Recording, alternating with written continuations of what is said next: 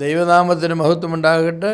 ഈ മാർച്ച് 6-ാം തീയതി രാവിലെ എല്ലാ ശ്രോതാക്കൾക്കും കർത്താവായ യേശു ക്രിസ്തുവിൻ്റെ നാമത്തിൽ സ്നേഹവന്ദനവും ശുഭദിനാശംസകളും നേരുന്നു. ഇന്നത്തെ നമ്മുടെ ധ്യാനത്തിനായി നാം തിരഞ്ഞെടുത്തിരിക്കുന്നത് പുറപ്പാട് പുസ്തകം 12-ാമത്തെ അധ്യായമാണ്. ഒരുപക്ഷേ പുറപ്പാട് പുസ്തകം 12-ാമത്തെ അധ്യായം നമുക്ക് മറക്കുവാൻ അനുവാദമില്ലാത്ത അധ്യായങ്ങളിലൊന്നാണ്. കാരണം ഇസ്രായേൽ മക്കളെ മിസ്രയീമിൽ നിന്ന് ദൈവം പുറപ്പെടുവിച്ചതായിരിക്കുന്ന ചരിത്രത്തെയും അതിൻ്റെ പശ്ചാത്തലത്തെയും നന്നായി വിവരിക്കുന്ന ഒരു അധ്യായമാണിത്.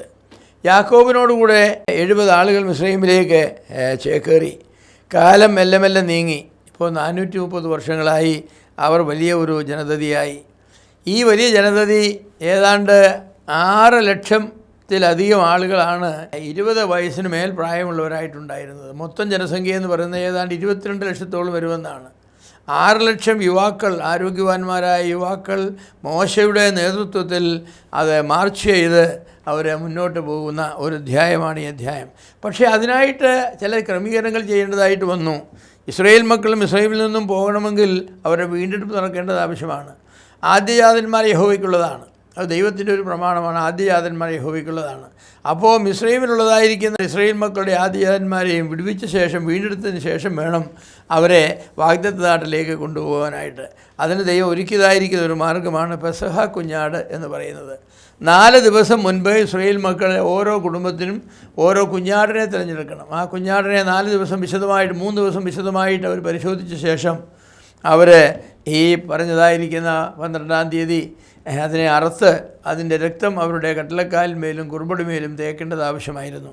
അങ്ങനെ പെസഹ കുഞ്ഞാടിൻ്റെ രക്തം കണ്ടാണ് സംഹാരകൻ അവരുടെ ഭവനങ്ങളെ ഒഴിഞ്ഞ് മിസ്രയീമ്യരുടെ ഭവനങ്ങളെ ആദ്യാതന്മാരെ കൊന്നുകളയുന്നത്. അപ്പോൾ ഇത് മനോഹരമായിരിക്കുന്ന ഒരു അധ്യായമാണ്. ദൈവജനത്തിന് എങ്ങനെ രക്തത്താലുള്ളതായിരിക്കുന്ന വീണ്ടെടുപ്പ് എന്ന് പറയുന്നതായിരിക്കുന്ന വിലയേറിയ സത്യം. സംഹാരദൂതൻ ഇസ്രായേൽ മക്കളുടെ കുടുംബങ്ങളെ എന്തുകൊണ്ട് ഒഴിഞ്ഞുപോയി, മിസ്രയീമ്യരുടെ കുടുംബങ്ങളെ എന്തുകൊണ്ട് ഒഴിഞ്ഞുപോയില്ല എന്നുള്ളതിൻ്റെ ഉത്തരവെന്ന് പറയുന്നത് അന്ന് സന്ധ്യയ്ക്ക് അറുക്കപ്പെട്ടതായിരിക്കുന്ന ഒരു കുഞ്ഞാടിൻ്റെ രക്തം മൂലമാണ്. ആ കുഞ്ഞാടിൻ്റെ രക്തം കൽപ്പിച്ചതുപോലെ ഇസ്രായേൽ മക്കൾ താമസിച്ചതായിരിക്കുന്ന വീടുകളുടെ കട്ടിളക്കാലിന്മേലും കുറുമ്പടിമേലും പുരട്ടണം. കടന്നു വരുന്നതായിരിക്കുന്ന സംഹാരകൻ അത് വ്യക്തമായി കാണത്തക്കവണ്ണം അത് പുരട്ടിയിരിക്കണം. അത് കണ്ടാൽ അവൻ ആ വീടിനെ പാസ് ഓവർ ചെയ്യും. ആ വീട് വിട്ട് അടുത്ത വീട്ടിലേക്ക് പോകും. അങ്ങനെയാണ് ഈ പാസ് ഓവർ വന്നത്, പെസഹ എന്ന് പറയുന്നത് വന്നത്. അപ്പോൾ തലമുറക്കാർക്കെല്ലാം ആ ദിവസം ഒരു ഓർമ്മനാളായി ഇരിക്കണം എന്ന ദൈവത്തിന് നിർബന്ധമുണ്ടായിരുന്നു. കാരണം അവരുടെ പിതാക്കന്മാരെ മിസ്രയീമിൻ്റെ അടിമത്വത്തിൽ നിന്നും ദൈവം വിടുവിക്കുവാനായിട്ട് ഉപയോഗിച്ചതായിരിക്കുന്ന മുഖാന്തരം ഈ പെസഹ കുഞ്ഞാടാണ്. ആ പെസഹ കുഞ്ഞാടിനെ അവർ ഓർക്കണമെന്നുള്ളത് ദൈവത്തിന് നിർബന്ധമുള്ള ഒന്നായിരുന്നു. അതുകൊണ്ട് എല്ലാ വർഷവും ആബീബ് മാസം 14-ാം തീയതി ഇസ്രായേൽ മക്കൾ പോകുന്നതായിരിക്കുന്ന ദിവസം പെസഹ കുഞ്ഞാടിനെ അറുത്ത് അവരെ പെസഹ അറുക്കും. ഇന്നുവരെയും അവരത് ചെയ്യുന്നുണ്ട്. പെസഹ എന്ന് പറയുന്ന അവരുടെ ഒരു പ്രധാന പെരുന്നാളാണ്. അന്ന് കുഞ്ഞാടുകളെ അറുത്ത് അവരുടെ വീടിൻ്റെ കട്ടിലക്കാലിന്മേലും കുറുപടിമേലും രക്തം തേൽക്കുകയും അവരെ വീണ്ടെടുത്തതായിരിക്കുന്ന വീണ്ടെടുപ്പിൻ്റെ ചരിത്രം അവരെ വീണ്ടും ഓർക്കുകയും ചെയ്യും.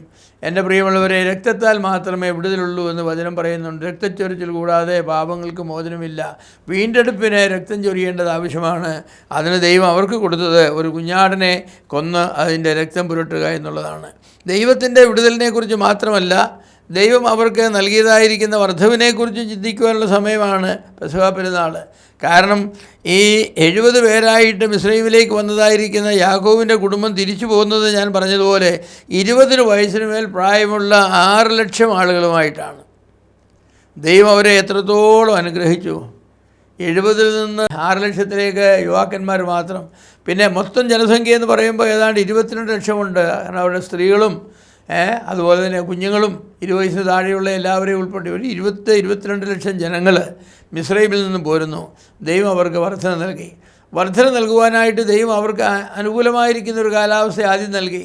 ജോസഫിൻ്റെ കഥ അറിയാവുന്നതായിരിക്കുന്ന ഫറവോന്മാർ ഭരിച്ചതായിരിക്കുന്ന കാലഘട്ടത്തിൽ ഇസ്രായേൽ മക്കൾക്ക് വലിയ സ്വാതന്ത്ര്യമാണ് ഇസ്രായേലിലുണ്ടായിരുന്നത്.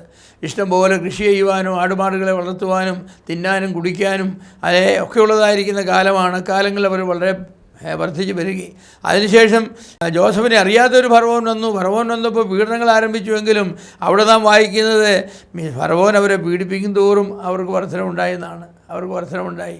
ദൈവത്തിൻ്റെ ജനത്തെ തോൽപ്പിക്കാനായിട്ട് ആർക്കും കഴിയില്ല.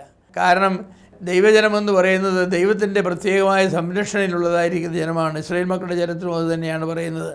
അപ്പോൾ അവർ അങ്ങനെ വലിയ ഒരു ജനസമൂഹമായിട്ടാണ് പുറപ്പെട്ടു പോയത്. അവരെ പുറപ്പെട്ടു പോയ ആ അർദ്ധരാത്രിയിലെ കരച്ചിൽ മിസ്രൈമ്യർക്ക് ഒരിക്കലും മറക്കാനാവാത്ത കരച്ചിലാണ്. ഇസ്രായേൽ മക്കളെ അവിടുന്ന് പോയ വിടുതലെ ഓർക്കുമ്പോൾ ഞാൻ വിചാരിക്കുന്നു മിസ്രൈമ്യരെ ഒരിക്കലും മറക്കുകയില്ല.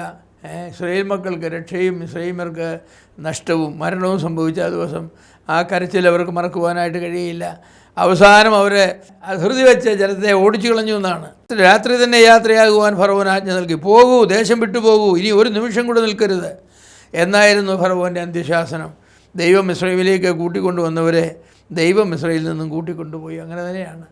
ദൈവമാണ് യാക്കോബിനോട് പറഞ്ഞത്, നീ സമാധാനത്തോടെ മിസ്രൈമിലേക്ക് പോവുക. ദൈവമാണ് മോശയോട് പറഞ്ഞത്, നീ ഇസ്രായേൽ മക്കളെ മിസ്രൈമിൽ നിന്ന് കൂട്ടിക്കൊണ്ടുവരിക. ദൈവം ആരംഭിച്ചതൊക്കെ ദൈവം തന്നെ അവസാനിപ്പിക്കും. ദൈവം നന്നായിട്ട് അവസാനിപ്പിക്കും. നമ്മുടെയും ജീവിതത്തിൽ അങ്ങനെയാണ്. ദൈവത്തെ അറിയുന്നവർക്ക് അവരുടെ ജീവിതത്തിൻ്റെ ആരംഭവും അവസാനവും ദൈവം തന്നെയാണ്. നമ്മെ വിളിച്ച് വേർതിരിച്ചവൻ, നമ്മെ രക്ഷിച്ചവൻ, നമ്മെ അന്ത്യത്തോളം നടത്തുന്നവനാണ്. അതുകൊണ്ട് നാം ഒരിക്കലും ദൈവത്തെ സംശയിക്കരുത്. ദൈവത്തിൻ്റെ രക്ഷയെ നാം സംശയിക്കരുത്. നാം എപ്പോഴും ദൈവം നമുക്ക് തന്ന വിടുതലിനെക്കുറിച്ച് ഓർക്കുകയും ദൈവത്തെ ആരാധിക്കുകയും ചെയ്യേണ്ടതാണ്. അങ്ങനെ ചെയ്യുവാൻ വലിയവനായ ദൈവം നമ്മെ എല്ലാവരെയും സഹായിക്കട്ടെ.